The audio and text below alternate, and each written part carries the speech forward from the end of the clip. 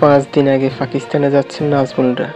2 test series খেলতে Bangladesh cricket দল পাকিস্তানে যাওয়ার কথা ছিল 17ই আগস্ট, কিন্তু পরিবর্তিত তারিখ বদলে গেছে সেই সূচি।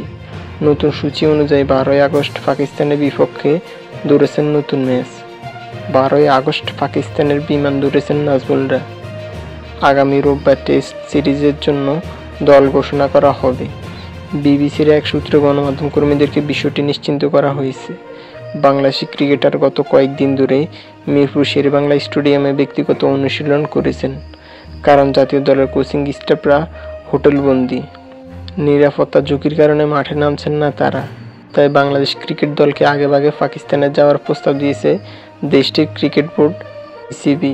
সেখানে ক্রিকেটারদের অনুশীলনের সব ধরনের সুযোগ সুবিধা দেওয়া হবে বলে আগামী 21শে আগস্ট রাওয়ালপিন্ডিতে 2 ম্যাচ সিরিজে প্রথম টেস্ট শুরু হবে।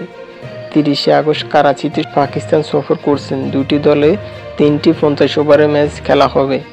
এর মধ্যে পাকিস্তানে পৌঁছেছেন মুশফিক মাহমুদুল্লাহ মুমিনুলদের নিয়ে।